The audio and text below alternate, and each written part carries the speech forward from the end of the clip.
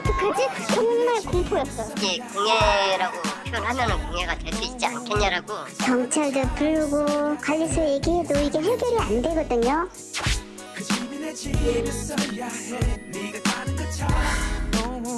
그 건설사는 짓고 나서 빠지는 거니까요. 저희가 계속 무한 책임은 소리가 아니라는 부분이 저희가 지금 과장님 공석이에요. 마침 지난주부터 해가지고 사람들이 왜 숨기려는지 알겠더라고. 전쟁하겠다는 거예요.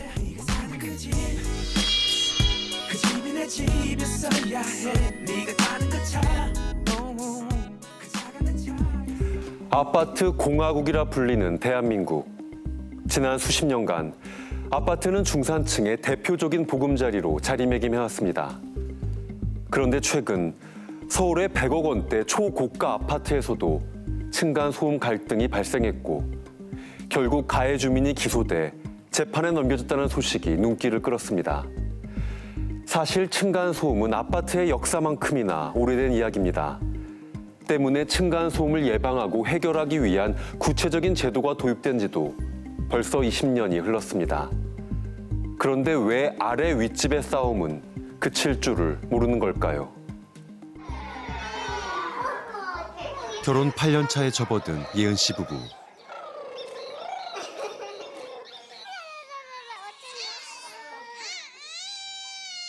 이날은 신축 아파트 입주 한 달 만에 복덩이처럼 찾아온 아기 준영이의 100일 사진 촬영 날입니다.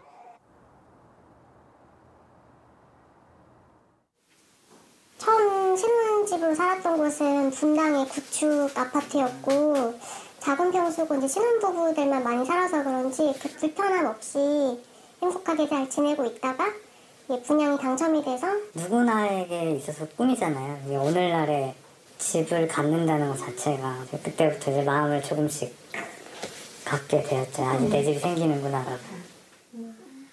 행복해 보이기만 하는 세 가족. 하지만 벌써 1년째 악몽에 시달리고 있습니다.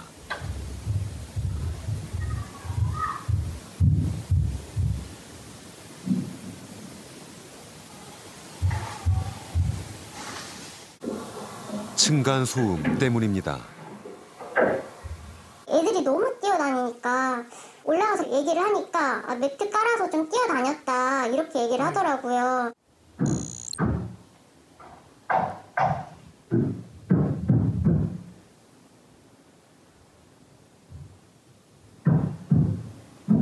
아이들 발소리와 문 닫는 소리 등 흔한 생활 소음이지만 야간 소음 기준을 한참 웃도는 수치입니다.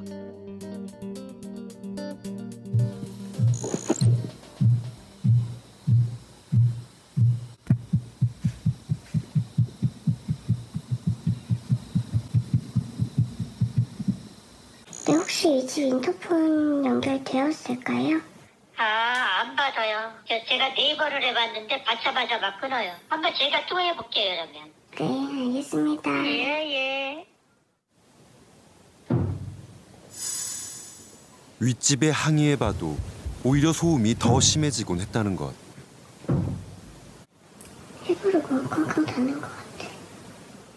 입주하고 일주일은 너무 행복했는데 윗집 이사를 오면서 그때부터 거의 악몽 같은 날이었고 윗집이 너무 심해가지고 관리실에도 전화 부탁드렸는데 윗집에서 인터폰 계속 안 받는다고 하시거든요. 윗집에서 전화를 계속 안 받는다고요? 네. 전문 업체에 의뢰해 48시간 동안 소음을 측정해 보기도 했습니다. 욕실과 거실 두 곳에서 수차례 기준을 초과하는 수치가 나왔습니다. 실제로 인터뷰를 하는 도중에도 수시로 들리는 소음. KBS 이런 거까지 이제 하게 된 거고요. 잠시만요. 네네네, 보세요. 7시 19분이네요. 오늘은 좀 늦게 들어왔네. 저도 좀 듣긴 했지만 즉각적인 반응이 진짜 있으시네요. 신생아 때 애기가 자다가 너무 많이 놀라서 잠을 진짜 못 잤거든요. 그래서 애기가 스트레스 받는 것도 싫고 그로 인해서 더 예민해지는 저도 싫고.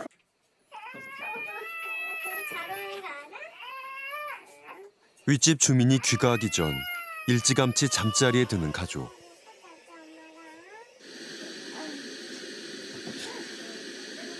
자장가 대신 아기가 자다가 놀라서 깨지 않도록 백색 소음을 트는 것이 일상이 됐습니다.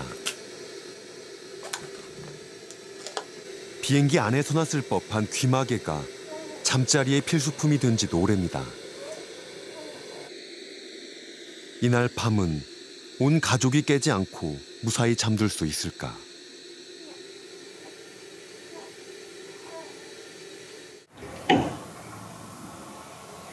밤 10시가 넘은 시각, 알 수 없는 소음이 아랫집 거실을 울립니다.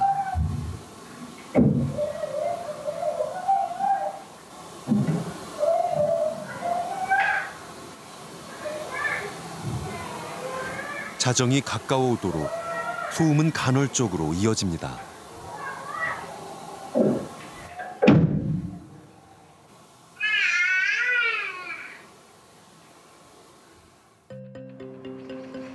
다음 날 윗집을 찾았습니다. 아랫집의 피해 호소에 대해 어떤 입장일까?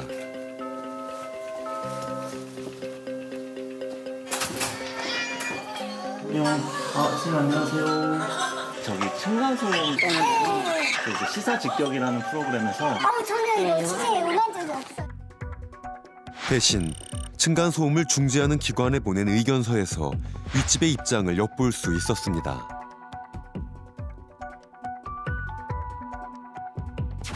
입주 이후 매트를 시공한 데 이어 지속되는 갈등에 추가 매트를 깔았다는 것. 소음의 책임은 상당 부분 인정하지만 여러 자녀를 키우다 보니 통제하기 힘들어 어린 막내가 크기만을 기다리고 있다고 했습니다. 당장의 큰 변화를 기대하긴 어려워 보입니다. 사정이 이렇다 보니 출산 이후부터 소음을 피해 주로 친정집에 머물러 왔다는 예은 씨. 저는 원래 빨리 복직을 하고 싶었는데 친정에 한번 가보니까 층간소음을 벗어나니까 너무 좋은 거예요. 그래서 그냥 도망가야겠다는 생각밖에 없어서 남편한테 양해를 구하고 바로 친정으로 내려가서 애기를 키우게 됐습니다. 결국 100일 촬영을 위해 올라온 지 이틀 만에 예은 씨는 남편과 헤어져 친정집으로 향했습니다. 층간소음에 시달리는 것은 아랫집만의 이야기는 아닙니다. 예은 씨의 가족과는 반대로 아랫집에서 올라오는 소음에 고통받고 있다는 또 다른 부부.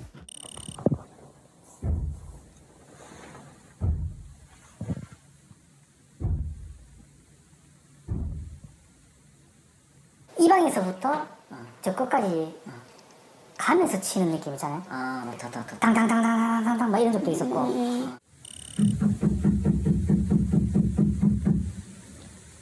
그러니까 이게 아랫집의 천장치기가 시작된 건 소음 문제로 두어 차례 대화가 오간 뒤의 일이라고 했습니다. 엘리베이터에서 만난 거예요. 혹시 그날 조금 찢었던데 무슨 소음이 들려셨냐 또 확인을 해야 되잖아요. 그냥 여쭤봤는데 그때부터 이제 한번 이제 막 소리를 지르시면서 저희 애를 막 노려보고 저희랑 이제 막 소리를 지르시더라고요. 급기야 지난 2월부턴 매일같이 또 다른 소음과 진동이 시작됐습니다.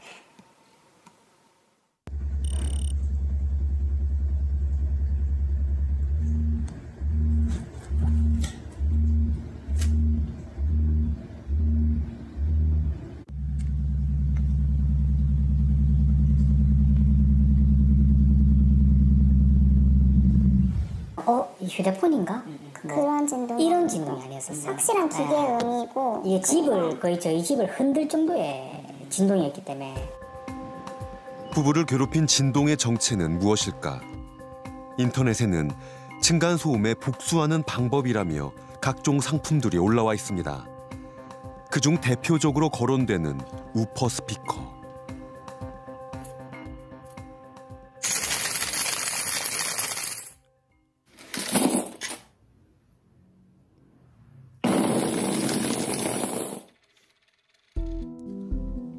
수백만 원을 들여 이사를 가는 대신 10만 원대로 복수를 하라고 부추기는가 하면 보복 소음용 음원까지 제공합니다.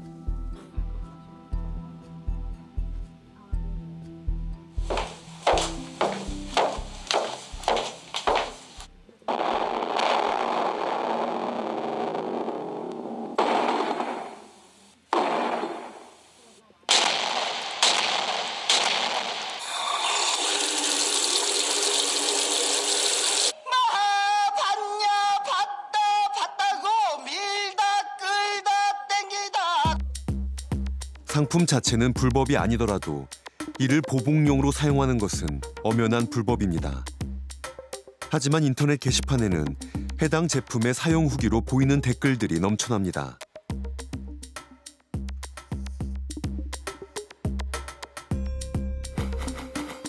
최근에는 이렇게 고의적인 보복 소음을 낸 아랫집 주민들이 스토킹 혐의로 벌금형에 처해지는 경우도 잇따르고 있습니다. 뭐 안고 가는 거죠 뭐 항의를 해도 뭐 합당한 뭐 조치 방법도 안 되고 뭐 경고해도 안 되니까 할 수 있는 건 해봐야죠. 그래서 하는 거죠. 그러니까 대나무 유튜브 보면은 다 이제 그 경찰 불러도 이제 그거 효과가 없다. 그래서 이제 좀 아예 그냥 좀 직접적인 걸로 가자 이렇게 해서 이제 그 생각을 하거든요. 예. 올라가서 발로 뻥 차고 내려온 적도 있었고 문 열라고 사람들이 왜 뭐 흉기 휘두르는지 알겠더라고. 이제 한계를 넘었다고 생각이 들더라고요. 이거를 산다라는 얘기는 전쟁하겠다는 거예요. 기브앤테이크라고 생각을 하고 하는 겁니다. 벌써 3년이 다 되도록 우퍼를 비롯한 보복 소음에 시달려왔다는 제보자를 만났습니다.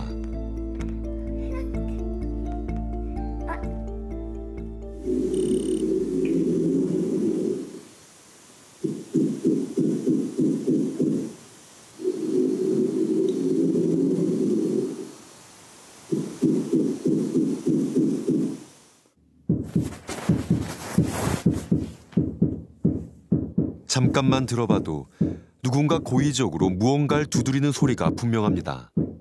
어디서 주로 소리가 나는지. 안방에서요. 이 부분에서 많이 나서 제가 망치를 어려서 그런데 안방 바닥에 절대 안 들었는데 심상치 않은 자국이 눈에 띕니다. 진짜 됐다. 너무 애기가 망치를 들었는지 망치가 나와 있는 거예요. 제가 너무 그때는 못 참겠다. 피가 콧구멍에서 나서 밤에 섰어요. 뒤늦게서야 어린 아들과 자신의 달라진 모습을 깨닫고 충격을 받았다는 영애 씨. 그녀는 현재 공황장애 치료를 받고 있습니다. 남자인데 인형을 좋아해서. 아들은 지금 어디에 있는 걸까? 원룸에 있어요. 아빠. 아들만 눈에는 눈, 이해는 이해하면서 망치 어딨냐고 저한테 자꾸 아들이 아들도 스트레스 많이 받았어요. 아들도. 제가 내보낸 거예요. 너무 무서워서. 지난 한 달간 우리가 접촉한 28명의 제보자들 중에서는 이렇게 층간소음을 이유로 가족이 떨어져 살거나 주말마다 펜션이나 캠핑장을 찾는다는 경우도 여럿 있었습니다. 편하게 일을 마치고 돌아와 휴식을 취해야 할 공간이 오히려 지옥이 돼버린 현실. 20년이 넘는 구축 아파트도 신축 아파트도 모두 예외는 아니었습니다. 제작진은 이들에게 이웃과 얼마나 오랜 시간 갈등 중인지를 물었습니다. 3년 동안 당했잖아요. 그럼 대략 이렇게 된 거는 한 4년? 4년, 5년이 이렇게 되는데 20년도엔 녹음을 했고요. 갈등을 빚은 지 1년이 넘는 경우가 28명 중 17명으로 절반이 넘었고 짧게는 4개월에서 길게는 10여 년을 다퉈왔다는 경우도 있었습니다. 문제는 갈등 기간이 길어질수록 해결이 쉽지 않고 때론 돌이킬 수 없는 결과로 이어질 수 있다는 겁니다. 2021년 인천의 어느 빌라에서 한 주민이 아랫집 일가족에게 흉기를 휘둘러 살해하려 한 이른바 인천 흉기 난동 사건. 경찰의 미숙한 대응으로 범인 진압이 늦어지면서 여론의 도마에 올랐습니다. 일가족 3명 중 아내는 흉기에 목이 찔려 심정지가 왔고 범인을 제압하는 과정에서 남편과 20대 딸 역시 큰 부상을 입었습니다. 범인은 사건 3개월 전 윗집으로 이사온 40대 남성. 사건의 원인은 다름 아닌 층간소음이었습니다. 평소 이제 피해자 가족들하고 층간소음 문제로 분쟁을 겪고 있던 가해자가 이제 계획적으로 사전에 범행을 치밀하게 준비해서 일가족을 살해하려고 했고 결국엔 미수에 그친 그런 사건입니다. 아직도 당시의 기억이 생생하다는 남편 박 씨. 사건이 터진 건 가해자를 피해 이사를 가기로 한 하루 전의 일이었습니다. 딸이 윗집에서 자꾸 쿵쿵거려 이제 이 소리를 들었는데 야 모른 척 하라. 뭐야 망친가 페트병을 노끈으로 끊어가지고 천장에다가 그 뭐를 박아가지고 이게 이제 탁탁 치기도 손 아프고 힘드니까 이렇게 당겼다가 끈을 묶어가지고 놓고 그랬대요. 그러니까 조금만 딱딱거리면은 이거 한 10번씩 하는 거예요. 이게 텅텅텅. 그거를 2달을 잡고 살았으니 여기. 사건 당일에는 집 앞에서 난동을 부렸다는 범인. 막 딸이 이제 막 하고 비명을 지르며 놀래가지고 뛰어들어간 거죠. 신고를 받고 출동한 경찰 한 명과 대화하던 남편이 급히 뛰어 올라갔을 땐 이미 참혹한 현장이 펼쳐져 있었습니다. 집사람이 일로 쓰러져가지고 여기서 칼을 맞고 딸은 뒤에 있었고. 새벽부터 밤 늦게까지 일을 하며 내 집 마련을 꿈꾸던 부부와 20대 남매. 단란했던 가정은 그날 이후 산산이 부서졌습니다. 2리터 가까이 피를 쏟으며 뇌경색에 심정지까지 왔던 아내. 현재는 반신불수에 의사소통이 어려운 1~2살 아이처럼 살고 있습니다.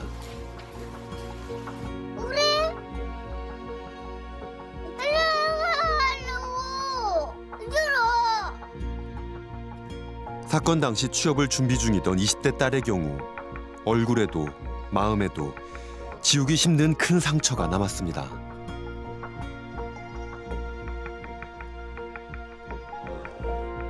범인은 22년형을 선고받고 복역 중이지만 한 가족의 잃어버린 미래는 그 누가 책임질 수 있을까?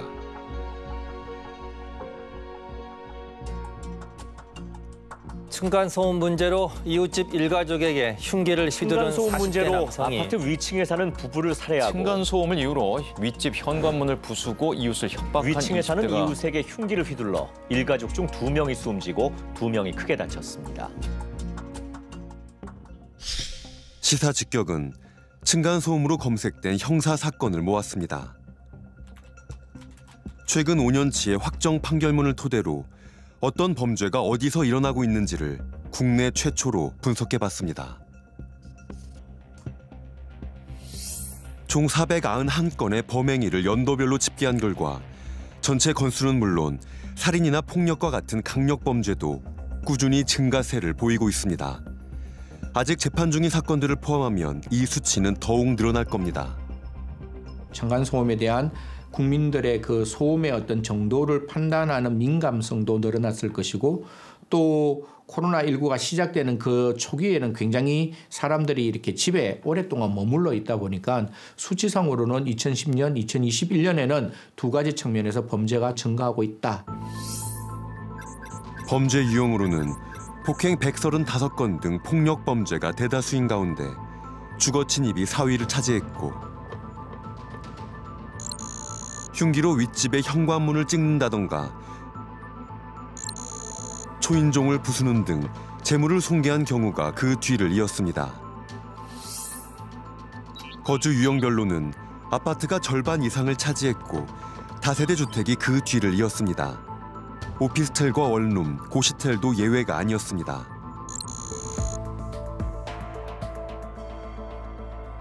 강도가 늘어나더니 그 층간소음 때문에 그러더라고요. 우리가 하고 올라왔거든요. 세대수가 적은 빌라 등에서도 적지 않은 범죄가 발생했다는 사실은 그 심각성을 더합니다. 시사 직격은 피고인과 피해자의 관계에도 주목했습니다. 아래 윗집 주민 등 갈등의 당사자가 아닌 경찰 등 제3자가 피해를 입은 경우도 43건에 달했습니다. 2018년 아파트 주민이 경비원을 살인한 사건의 경우 범인은 층간소음에 대한 경비원의 조치가 충분하지 않았다는 이유로 앙심을 품었던 것으로 드러났습니다.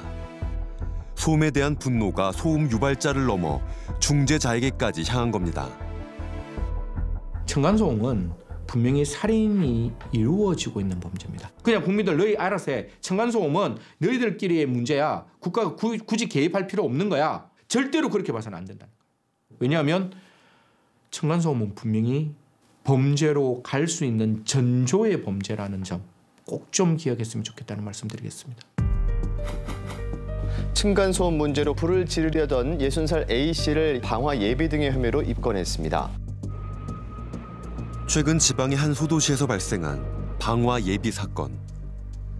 해마다 한두 건씩은 발생하는 층간소음 관련 방화 사건은 건수는 적지만 그 피해가 다른 어떤 범죄보다 더 클 수 있습니다. 16시 한 30분이요? 그때 이제 112 신고가 떨어졌어요. 그 일 신고를 하면서 내가 다 그질러 버리겠다. 뭐 이런 내용을 하면서 휘발유 이제 사러 가시고. 여기서 저기 CCTV 돌려보니까 와서 말통에다가 담아가더라고요 보니까. 그래서 뭐 지가 알아서 받아가는 거기 때문에. 손도끼 하나 하고 그다음에 휘발유. 손도끼는 뭐 등산할 때 자기가 갖고 다니는 차에 놔둔 건데 뭐 문을 따겠다. 문이 잠겨 있으니까 이제 문을 따가서 이제 불질러 버리겠다 이렇게 해가지고 차 가지고 돌아오는 것을 저희가 이제 그 현장에서 체포한 거. 아침에 눈 뜨기 시작해갖고 새벽 뭐 1시, 2시, 3시도 쿵당거리고 그래가지고 제가 올해 정년 퇴임해가지고 지금 집에만 있는데 그날도 하도 시끄러워가지고 폭발을 한 거죠. 그때 생각 같아서는 진짜 뭔 일을 저지르고 싶었어요. 내가 내 자신을 컨트롤 못 하겠더라고요. 하지 말아야 할 행동을 하고 말았는데 2018년 이후 현재까지 판결이 확정된 491건의 층간소음 관련 형사 판결문입니다. 특히 주목할 점은 층간소음에서 비롯된 살인 또는 살인 미수 사건이 해마다 한 건에서 3건씩 꾸준히 발생하고 있다는 겁니다. 해당 판결문들을 좀 더 꼼꼼히 들여다봤더니 갈등 기간이 길어지면서 살인 이전에 이미 폭행이나 협박 등이 발생한 경우도 여러 건 눈에 띕니다. 때문에 전문가들은 조용히 해주세요라고 이야기하는 초기 단계에서 소음의 원인을 해결하거나 감정의 앙금이 남지 않도록 제3자가 적극적으로 개입할 필요가 있다고 조언합니다. 그런데 한편으론 이런 의문이 듭니다. 층간소음 관련 범죄가 계속 증가한 것이 단지 예의 없는 이웃이 늘어났기 때문일까요? 어쩌면 아파트 자체에 무언가 문제가 있는 것은 아닐까요? 전국에서 아파트 거주 비율이 가장 높은 세종특별자치시. 신축 아파트들이 하루가 멀다 하고 들어서면서 층간소음에 대한 민원도 부쩍 늘었습니다. KBS에서 나왔는데요. 층간소음 관련해서 혹시 불편한 거는 없으세요? 많이 있죠. 아, 많이 있으세요? 윗집에서 화장실 물 내리는 소리도 들리고 애기가 아빠한테 말 거는 대화 소리도 들리고 기상시간 알고 어디에서 어디로 뛰어가는 것까지 다 느껴질 정도니까 같이 애 키우는 것 같지. 자꾸 들려요. 따르르르 난 누가 골프 치는 줄 알았어. 따르르 소리 나는데 어느 집인지는 모르는 거야. 그러니까 여기가 방음은 잘 안 되는 것 같긴 해. 네, 안녕하세요. 네, 들어오세요. 네. 층간소음의 피해를 호소하는 한 주민을 만났습니다. 되게 좀 소리가 적을 거고 뒤꿈치부터 떨어진 사람 반드시 소리가 날 거거든요. 쿵쿵 소리 나면 저 위에집 일어났구나. 그다음에 이제 한 8시나 9시쯤 되면 그 사이에 청소기 싹 들어가는 쯤 나면 이제 다 애들 갔던지 그러고 청소하나 보다.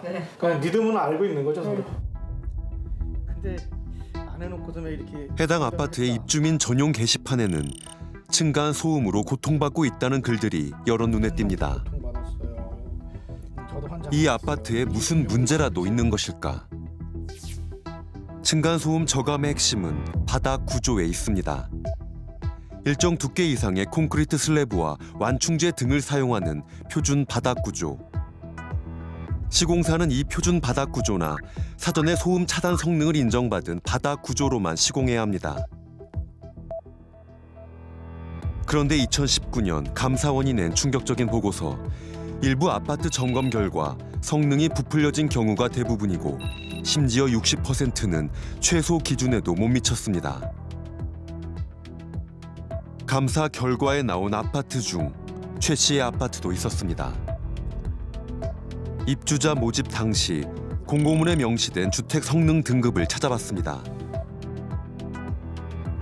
바닥 성능과 관련해 이 아파트가 인정받은 등급은 3등급에 해당하는 별 2개. 그런데 감사원이 표본조사한 6세대 모두 차단 성능이 최소 기준에도 못 미쳤습니다. 뒤늦게 이런 사실을 알게 된 최 씨는 다른 주민들을 상대로 설문조사에 나섰습니다. 여기 보면 90%가 몰랐다는 거예요. 이런 게 있는지도. 아파트 자체의 문제일 수 있다는 건 대다수가 몰랐습니다. 층간소음이 있으면 아파트 계약서에는 썼으면 좋겠어요. 아니면 등기부등본에 나왔으면 좋겠어요. 그러면 살 때 얘는 요만큼 하자가 있구나. 그럼 그 하자에 대해서 대책을 세울 거 아니에요. 안 사든지.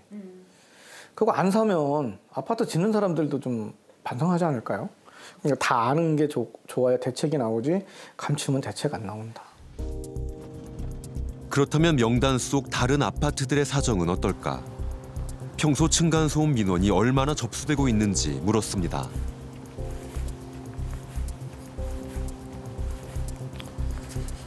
층간소음 관련한 민원들이 실제로 많이 들어오는지. 엄청 많죠. 하루에 뭐 2건 이상은 항상 들어왔던 것 같아요. 아이들 뛰는 소리, 뭐 운동기구인지 마사지기구인지 뭐 그런 소리. 항상 방송하는데도 방송을 왜 이렇게 많이 하냐고 또 민원이 들어오고. 저희 아파트가 900세대 되는데 한 30집에서 40집 사이. 일주일에 한 10건은 될 것 같은데요. 그게 뭐 쉽게 고쳐지거나 이런 부분이 아닌 거고. 해당 아파트를 지은 건설사들은 어떤 입장일까?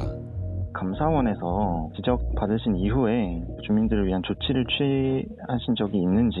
감사원 별다른 거 안 했어요. 그때 대부분 건설회사들이 이런 거 가지고 뭐 때리고 그냥 난리 부서지냐고 막 그랬어요. 좀 또 시험하는 방법에 따라 가지고 다 편차가 또 다 있기 때문에. 교체 시공을 했다든지 아니면 손해배상을 해줬다든지. 그걸 못한 거죠. 예. 이제 발주처에 승인을 받고 진행을 해야 되는데 승인해달라 얘기를 몇 번 보냈었는데 입주를 진행해야 되다 보니까 기간 맞춰야 하다 보니까 마감되고 그렇게 정리가 됐습니다. 발주처, 즉 시행을 맡은 LH에도 물었습니다. LH는 시공사 측이 보안 조치를 제한했다는 사실을 확인할 수 없다며 철저한 조사를 통한 관련자 징계 및 재발 방지를 약속했습니다. 추가 답변서에는 각종 층간소음 대책들이 열거돼 있습니다. 하지만 대부분이 감사원 지적 이후 3년이 지난 작년에서야 새롭게 추진된 것들입니다. 내 집 마련을 꿈꾸는 사람들에게 층간소음은 얼마나 중요한 기준일까? 층간소음은 진짜 예민한 거라서 그거는 꼭 확인을 해봐야 될 것 같습니다. 일단 건설사가 어떻게 건설해가지고 층간소음을 최소화하는지를 먼저 확인을 해야 될 것 같은데. 근데 저희가 알아볼 수 있는 건 없잖아요. 누가 가르쳐주는 사람도 없고 그래서. 현대건설은 기준이 없지는 않습니다. 500세대 이상의 공동주택은 입주자 모집 공고에 층간소음 관련 사전에 인정받은 등급을 표시해야 합니다. 그런데 이 화려한 광고들은 제대로 지켜지고 있을까? 입주자 모집 당시 로또 아파트라 불리며 청양 열기가 뜨거웠던 예은 씨네 아파트. 이들 부부 역시 아파트 자체에 문제가 있는 것은 아닌지 의문이라고 했습니다. 입주하는 분들이 다 제가 최고라고 1등 브랜드라고 이렇게 얘기를 해서 사실 기대를 많이 했었는데 구축인 친정 아파트는 이름도 없는 아파트인데 거기랑도 비교가 안 될 정도로 소음이 너무 잘 들리고 제대로 건물이 지어진 건지 왜냐면 저뿐만이 아니라 다른 입주민도 층간소음이 너무 심한 것 같다. 입주자 모집 당시 건설사가 홍보했던 주택 성능 등급입니다. 보면 입주자 모집 공고인데 소음 관련 등급에서 경량 충격음은 별 4개로 1등급이고 경량 충격음은 수저처럼 작고 딱딱한 물건이 떨어지는 소리나 의자를 끄는 소리를 뜻합니다. 해당 아파트의 차단 성능은 최고 수준인 1등급. 중량 충격음은 성능 등급이 별 3개로 2등급을 나타내고 있고요. 중량 충격음은 아이들이 뛰는 소리나 어른들의 발소리처럼 무겁고 부드러운 소리입니다. 해당 아파트의 차단 성능은 2등급. 그런데 제작진이 입수한 시험 성적서 최저 등급에도 못 미칩니다.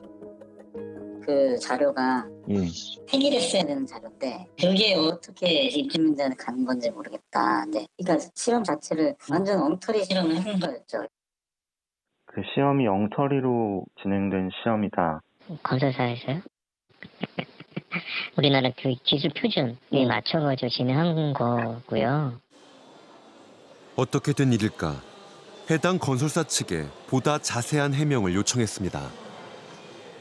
이 실험은 마감을 하기 전에 골조만 있는 상태, 운도 없고 아무것도 없는 상태에서 때리는 수치라고 보시면 돼요. 그러니까 이 수치를 갖고 뭔가 논할 부분이 아니라는. 하지만 시공사 측이 제공한 최종 시험 성적서에도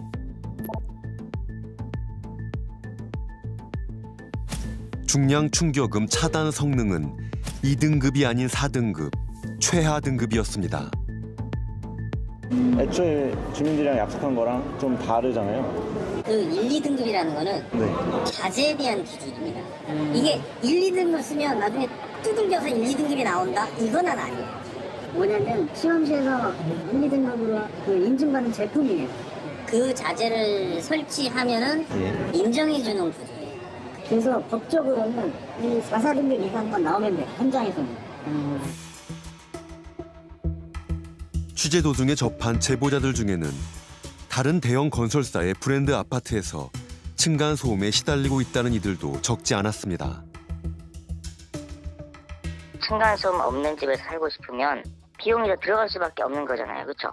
어쨌든 기업이라는 거는 이윤을 창출하는 거고 사회 공헌하는 그런 건 아니잖아요. 그렇죠? 그 중재를 입주민 간에 중재를 해야지 건설사가 참 중재를 하거나 이럴 상황은 아니란 얘기인 거죠. 그 건설사는 짓고 나서 빠지는 거니까요. 층간소음 관련해서 하자가 있으면 뭐 도움을 줄 수는 있지만 사실은 그 이상으로 다들 잘 짓고 있거든요.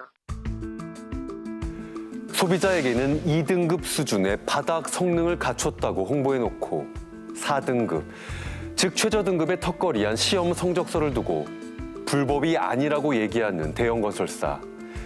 여러분은 어떻게 생각하십니까? 도급순위 10위 안에 드는 다른 대형 건설사들 역시 대부분 층간소음 분쟁은 이웃 간 분쟁일 뿐 자신들에게는 책임이 없고 책임질 수도 없다는 입장을 밝혀왔습니다. 내 집에서 귀마개를 끼고 자야 할 정도로 소음이 심한 아파트를 짓고도 건설사가 당당할 수 있는 이유는 어디에 있을까요? 수도권에 위치한 또 다른 브랜드 아파트를 찾았습니다. 제보자는 벌써 3년째 층간소음에 시달리고 있다는 80대 할머니. 그럼 나는 소리가 2020년도부터 시작했고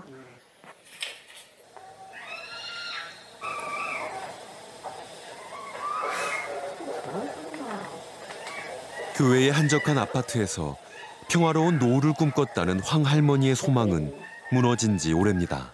그러니까 제발 좀 소리 좀 내지 마시오고 사정도 해보고 뵐 거를 했는데 우리 집은 안 했어요. 와보셔요. 그렇게 얘기하는 게 이 사람 다예요. 참다 정말 칼 들고 칼부림도 할 정도의 심정이에요. 괴로우니까 여기 앉아서 시간별로 다 적었어요. 그냥. 그러니까 쓰기도 싫고 참 이게 시간 낭비고 괴롭고 몸도 제가 나이도 많은 사람인데 그렇게 할 수가 없어서 이제는 온종일 소음을 녹음하고 기록하는 것이 일상이 돼버렸습니다. 그동안 관리사무소며 경찰에도 도움을 요청했지만 소음의 원인조차 특정하지 못한 상황. 이날은 지자체 환경분쟁조정위원회를 통해 실제 이웃집에서 발생한 소음이 할머니 집에서 어떻게 들리는지 측정해보기로 했습니다. 측정 지점에다가 한번 세워보고요. 윗집이랑 옆집에서 한번 이렇게 두들겨보고 소리를 한번 유발을 해볼 거예요. 뭘 가지고 두들기나요? 집에 있는 물건들, 큰 공소지나 이런 거 떨어뜨려보고. 이웃의 동의를 얻어 일상에서 발생하는 소음들을 재현하는 방식. 요거를 한번 넘어뜨려보고 그다음에 이쪽 방문, 이 방문 한번 팡팡 해볼게요. 네.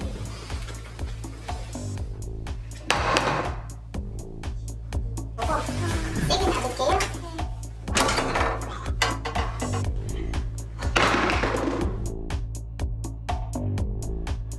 결론은 언제쯤 뭐 몇 달 정도 소요가 되나요? 처음에 접수하고 나서 보통은 7개월 이상은 소요가 돼요. 이제 사건들이 많이 밀려 있고 한 빨라도 6개월 꼭 기다리래 또.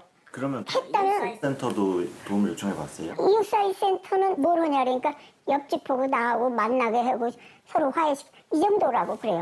층간소음으로 인한 이웃 간의 갈등, 층간소음 갈등, 층간소음 분쟁 해결을 위해 2012년 설립된 이웃사회 센터. 접수되는 민원만 연간 4만 건 이상. 대부분 전화나 방문 상담으로 종결되지만 하루에 한 건 이상은 실제 소음 측정까지 이어집니다. 전체적으로 22명이 지금 근무를 하고 있고 16년도부터 인원이 일단은 증원은 없는 상황이고 평균 민원 일수를 대기 기간 일수를 말씀을 드리면 19년도에는 41일이 걸렸고요. 코로나로 이제 민원이 급증했을 때는 69일이 소요됐고 방문 상담도 연간 만여 건에 달하지만 대기 시간이 길고 갈등이 깊어진 뒤에는 중재가 어렵다는 한계가 있습니다.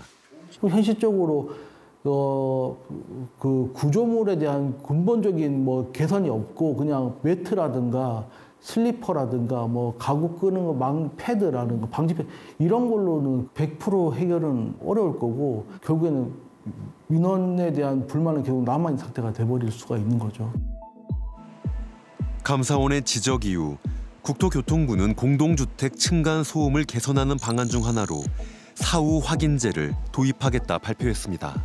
이제 앞으로는 공동주택의 시공이 완료된 다음에 사후의 성능을 측정해서 평가하는 방식으로 좀 전환하는 것이 이번 내용의 골자입니다. 지난해 8월부터 시행 중인 사후 확인제.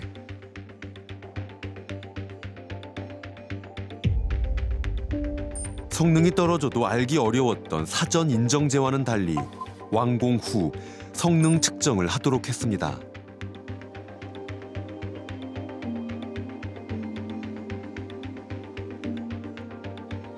그런데 완공 이후 실제로 성능이 떨어진다면 어떻게 되는 것일까? 이 사후 확인제가 하고 난 다음에 평가를 하고 난 다음에 정말 시공회사가 잘못 지어졌을 때는 피해 보상을 하고 그다음에 거기에 맞춰 재시공을 하고 이런 부분들이 권고안이 아니라 강제항으로 갔어야 된다. 근데 이게 권고안입니다. 해도 되고 안 해도 되고. 시공회사들은 뭘 하는 것처럼 막 우리 연구소를 만들었습니다. 이게 의미가 없는 부분들이거든요. 깊이 가면. 권고가 아니라 필수로 했으면은 되게 분쟁이 훨씬 많이 생길 것 같고 입주 지연 같은 게 우려가 많이 돼가지고 우선 권고로 도입을 한 거고요. 또 하나 주목할 만한 변화가 있습니다. 이른바 발망치 소리 같은 중량 충격음을 측정하는 방법입니다.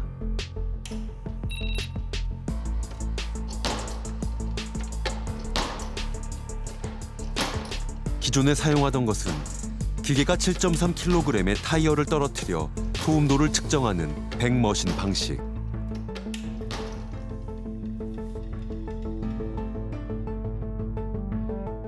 향후 사후 확인제를 적용받는 아파트들은 완공 이후 백머신이 아닌 임팩트볼 방식으로 성능 측정을 하게 됩니다.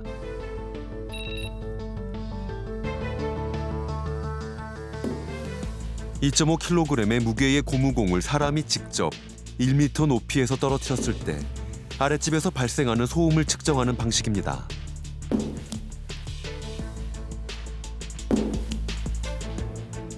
백머신에 비해 어린아이가 콩콩거리는 발소리에 가깝지만 사람이 직접 하는 일이다 보니 정확도가 떨어질 수 있습니다. 그런데 이 임팩트볼 방식은 이미 9년 전에도 한 차례 도입됐다 논란을 불러일으킨 적이 있습니다.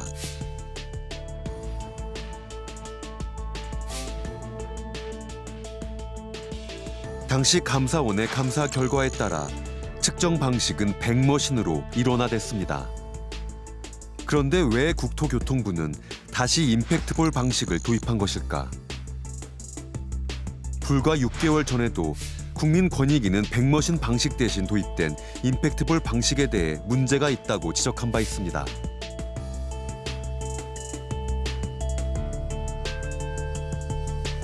임팩트볼에 맞는 이제 측정 방법을 같이 개정을 해서 도입을 하게 된 거라서 현재 그 바뀐 그 가중치로서는 원래 백머신 때리던 거랑 지금의 임팩트볼 때리는 거랑 거의 유사한 데시벨 결과가 나오도록 지금 하고 있습니다.